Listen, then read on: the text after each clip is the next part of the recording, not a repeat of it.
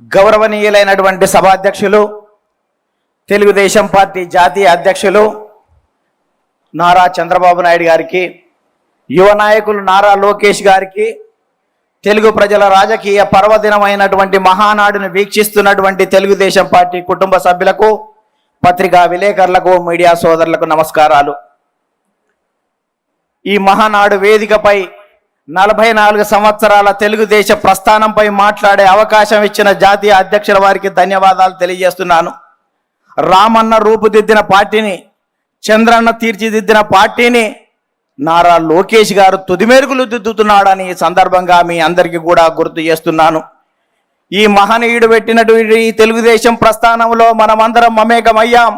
44 సంవత్సరాలుగా తెలుగు జాతి కీర్తిని జాతీయ అంతర్జాతీయ వేదికలపై రెపరెపలాడించినటువంటి చరిత్ర మనది అని సందర్భంగా గుర్తు చేస్తున్నా. సోదరులారా, స్వర్గీయ నందమూరి తారక రామారావు గురించి మాట్లాడాలంటే, అతని పలకాలంటే పదాలు ప్రవాహాలై సాగిపోతాయి, రాయాలంటే అక్షరాలు అశ్వాలై పరిగెడతాయి. జననం లేని మరణం అతనిది, మరణించి జననం హృదయాల్లో జీవిస్తున్నటువంటి మహానాయకుడు ఎన్టీఆర్ గారు. అందుకనే ఒక తరానికి స్ఫూర్తిగా నిలిచాడు, ఒక తరానికి మార్గదర్శకుడు అయ్యాడు. అతడే ఒక ప్రేరణ, అతడే ఒక స్ఫూర్తి, అతడే ఒక చైతన్యం, అతడే ఒక దిక్సూచి, అతడే ఒక మార్గదర్శి. అలాంటి మహనీయుడు స్వర్గీయ నందమూరి తారక రామారావు గారని సందర్భంగా మనవి చేస్తున్నా. నటుడిగా, నాయకునిగా, సామాజికవేత్తగా, సాంఘిక సంక్షేమ ప్రదాతగా చరిత్రలో సుస్థిరం సాధించినటువంటి స్వర్గీయ నందమూరి తారక రామారావు గారు విలాసవంతమైనటువంటి సినీ జీవితం ఉన్నప్పటికీ ఇవాళ నటనలో అఖిలాంధ్ర ప్రజాగం నీరాజనాలు అందుకుంటున్న వేళ, తెలుగువాడిలో ఆత్మగౌరవం అడుగంటిపోతున్నటువంటి వేళ, ఢిల్లీ పురవీధుల్లో దిగజారుతున్న తెలుగువాడి ఆత్మగౌరవాన్ని పరిరక్షించాలని, 2000 సంవత్సరాల చరిత్ర కలిగినటువంటి తెలుగు జాతికి గుర్తింపు దక్కాలని, గాఢాంధకారంలో ఉన్నటువంటి తెలుగు జాతికి వెలుగులు ప్రసాదించాలని, గడీలలో ఉన్నటువంటి రాజకీయాన్ని గరీబోళ్ల ముందు ఉంచాలని, అధికార పార్టీ అంతులేని అరాజకాలకు అడ్డుకట్ట వేయాలని ఇవాళ తెలుగుదేశం పార్టీని స్థాపించినటువంటి చరిత్ర స్వర్గీయ నందమూరి తారక రామారావు గారిదని సందర్భంగా మనవి చేస్తున్నా. అందుకనే ప్రారంభించినప్పుడు చెట్టు మీద కూర్చున్నటువంటి పక్షి కొమ్మ బలాన్ని నమ్ముకోదు, తన రెక్కల బలాన్ని నమ్ముకుంటుంది. తెలుగుదేశం పార్టీ కార్యకర్తల బలగాన్ని నమ్ముకుంటుంది. కాబట్టి స్వర్గీయ నందమూరి తారక రామారావు గారు ఆ రోజే కార్యకర్తలను తయారు చేసినటువంటి చరిత్ర ఉంది. కార్యకర్తలకు అధ్యయనం, శిక్షణ, క్రమశిక్షణ, సేవాభావం, సేవనిరతి రాజకీయాలలో తీసుకొచ్చినటువంటి చరిత్ర స్వర్గీయ నందమూరి తారక రామారావు గారిది. అందుకనే కార్యకర్తల్ని నాయకులుగా తయారు చేసినటువంటి చరిత్ర స్వర్గీయ నందమూరి తారక రామారావు.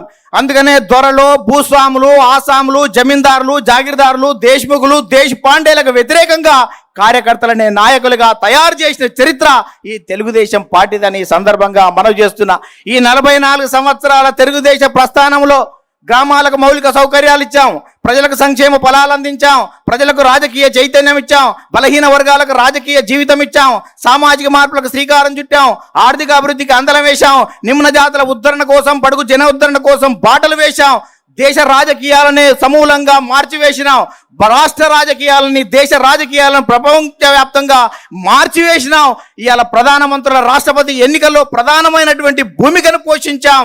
అందుకనే తెలుగుదేశం పార్టీ ప్రపంచవ్యాప్తంగా అనేక దేశాల్లో జెండా ఎత్తి తెలుగువాడి ఆత్మగౌరవాన్ని పాటించినటువంటి చరిత్ర మనది అని సందర్భంగా గుర్తు చేస్తున్నా.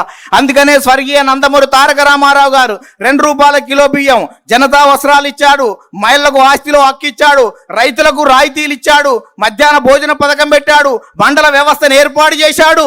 ఇన్ని రకాల కార్యక్రమాలు ఏర్పాటు చేసి ఈ దేశానికి సంక్షేమాన్ని పరిచయం చేస్తే ఆ తర్వాత వచ్చినటువంటి నారా చంద్రబాబు నాయుడు గారు విద్యార్థిగా, విద్యార్థి నాయకునిగా, గోల్డ్ మెడలిస్ట్గా, ఎకానమిస్ట్గా, ఎమ్మెల్యేగా, మంత్రిగా, ముఖ్యమంత్రిగా, ప్రతిపక్ష నేతగా, ఎన్డీఏ కన్వీనర్గా సుదీర్ఘ రాజకీయ అనుభవం ఉన్న చంద్రబాబు నాయుడు గారు అనేక సంస్కరణలు, జన్మభూమి, ప్రజల వద్ద పాలన, ఆకస్మిక తనిఖీలు, ఫ్లైఓవర్లు, ముందడుగు, చైతన్యం, ఆదరణ, దీపం, రోషిని వంటి పథకాలు పెట్టి అనేక సంస్కరణలకు శ్రీకారం చుట్టినటువంటి చరిత్ర నారా చంద్రబాబు నాయుడు గారిది. అందుకనే 44 సంవత్సరాలు గడుస్తున్నా నారా అంటే జనం రారా అని పిలుస్తున్నటువంటి చరిత్ర ఈ రాష్ట్రంలో ఉందని. అందుకనే చంద్రబాబు నాయుడుకు ప్రపంచవ్యాప్తంగా ఉన్నటువంటి అవకాశాలను యువత పునికి పుచ్చుకొని వెదికి పట్టుకోవాలనే ఉద్దేశంతో ఇవాళ విద్యకు ప్రాధాన్యత ఇస్తే ఇవాళ హైదరాబాద్ ఉమ్మడి రాష్ట్రంలో మైక్రోసాఫ్ట్ వచ్చింది, ఇన్ఫోసిస్ వచ్చింది, IRDA వచ్చింది, IIIT వచ్చింది, నల్సార్ వచ్చింది, నిఫ్ట్ వచ్చింది, ఇవాళ నేషనల్ కన్స్ట్రక్షన్ వచ్చింది,